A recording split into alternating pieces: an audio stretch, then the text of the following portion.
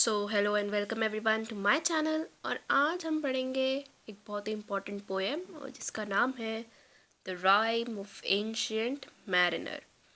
तो एक्चुअली ये एक बैलेड है, मतलब अगर लॉन्ग नरेटिव पोएम, मतलब एक पोएम के थ्रू एक स्टोरी बताना, तो ये एक बैलेड है। और इसके एक्चुअल में 7 पार्ट्स है, पर हमें हमारे एनसीईआरटी में 2 ही पार्ट है। तो चलिए पार्ट 1 से शुरू करते हैं। So part 1. It is an ancient mariner and he stopped one of three. तो यहाँ पे हमें पता चलता है कि यह एक एंशियंट मैरिनर की स्टोरी है। मैरिनर मतलब सेलर जो शिप पर ट्रैवल करता है, और एंशियंट मतलब बूढ़ा। तो ये एक बूढ़े सेलर की कहानी है। And he स्टॉपड one of three, और 3 लोग जा रहे थे। वह मैरिनर जो है वह उन 3 में से एक इंसान को रोकता है। By the long grey beard and glittering eye. अब वो जो मैरिनर होता है उसकी लंबी ग्रे कलर की दाढ़ी होती है, बियर्ड मतलब दाढ़ी, एंड ग्लिटरिंग आई।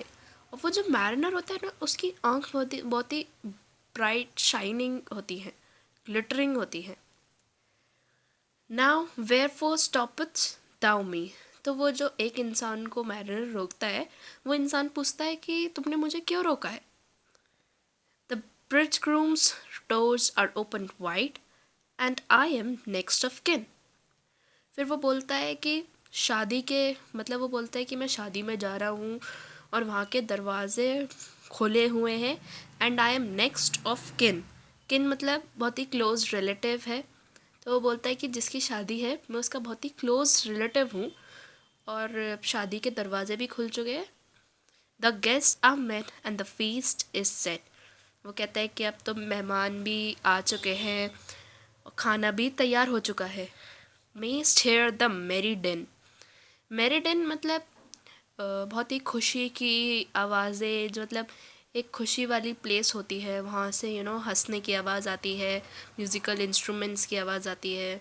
तो वो कहता है कि मुझे ऐसी सब आवाज़ें भी अब सुनाई देने लगी हैं। Now he holds him with his skinny hands. तो अब वो कहता है कि जो मैरिनर है वो उस इंसान को अपने स्किनी हैंड से होल्ड करता है। स्किनी शायद वो बूढ़ा हो, पतला हो, इसलिए skinny hand. There was a ship quoth he.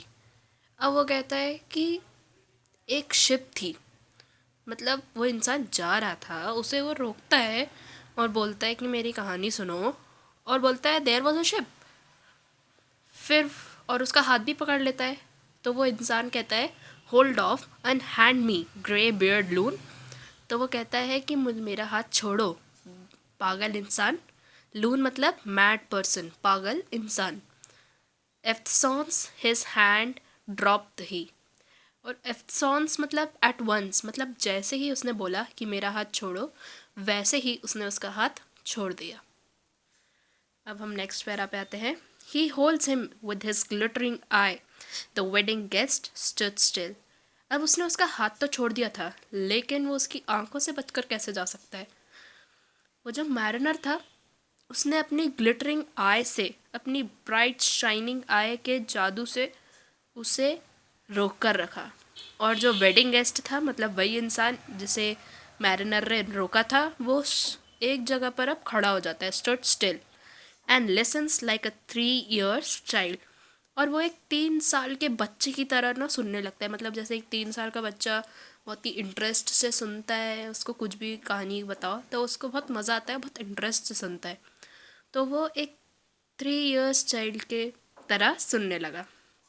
The mariner hath his will. मतलब मैरिनर तो यही चाहता था कि वो उसकी स्टोरी सुने, और अब वो सुनने लगा, तो मैरिनर की तो इच्छा पूरी हो गई, तो इसलिए मैरिनर हैथ हिज विल। अब the wedding guest sat on a stone he can not choose but here. तब जो वेडिंग गेस्ट है वो एक स्टोन पर बैठ जाता है, और उसके पास अब कोई ऑप्शन नहीं था सुनने के अलावा, तो अब वो सुनने लगता है story. And thus spake on that ancient man the bright eyed mariner. और वो जो जेंटल आवाज़, स्पेक मतलब सॉफ्ट जेंटल आवाज़ वाला एंशियंट मैन था, मतलब सेलर था, मैरिनर था, और उस मैरिनर की आंखें कैसी थी? Bright eyed mariner.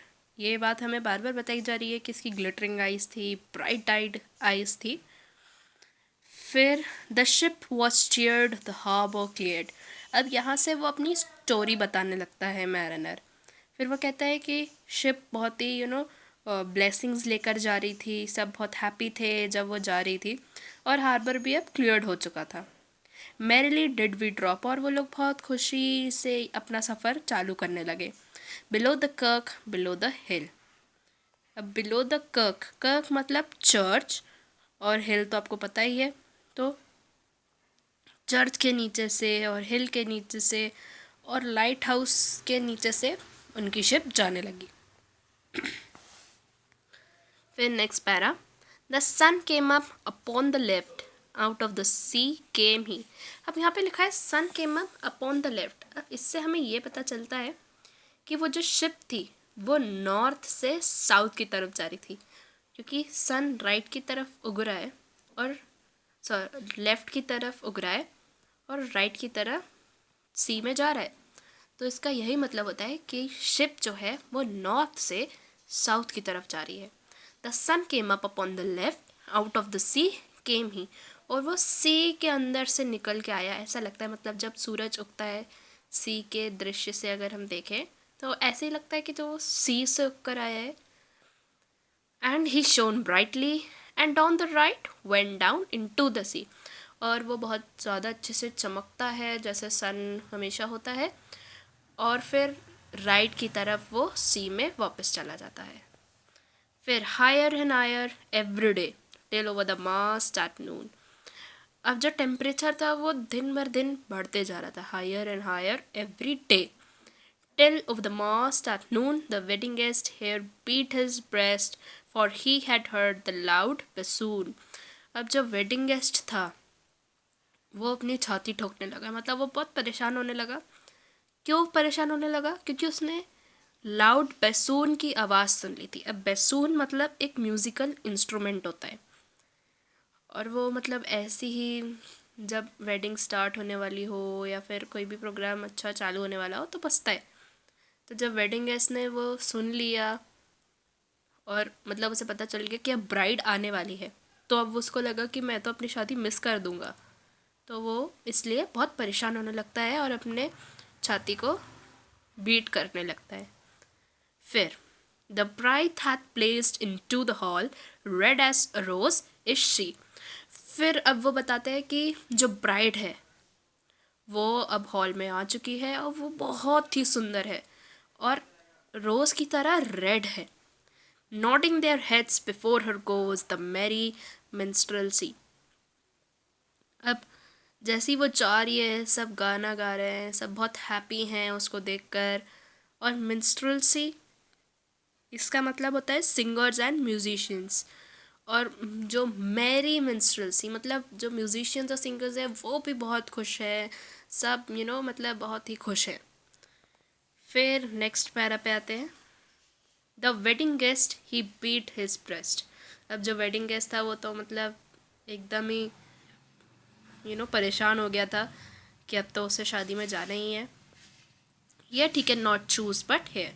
पर उसके बाद फिर भी कोई ऑप्शन नहीं था सुनने के अलावा। And the spake on that ancient man the bright eyed mariner. ये लाइन फिर से रिपीट हुई है और वो फिर से वो ब्राइट आइड मैरिनर की बातें सुनने लगता है। And now the strong blast came and he was tyrannous and strong. फिर अब वो बताते हैं कि एक स्ट्रॉम आया और वो एकदम बहुत ही खतरनाक स्ट्रॉम था। ये कौन बताता है हमें? मैरिनर बताता है। और वो बोलता है कि वो बहुत ही क्रूअल, सिवियर और हार्श था। टेरेनस का मतलब होता है क्रूअल, सिवियर या हार्श। बहुत ही क्रूअल था और बहुत ही स्ट्रॉन्ग था। स्ट्रॉम आया। He struck with his overtaking wings. अब हमें पता है कि स्ट्रॉम के विंग्स तो होते नहीं है, पर यहाँ पे स्ट्रॉम को पर्सोनिफाई किया है और उसे बोला है कि उसने अपने विंग्स से हम सबको रोक दिया था। And chased us south along, और हमें साउथ की तरफ ढकेलता जा रहा था।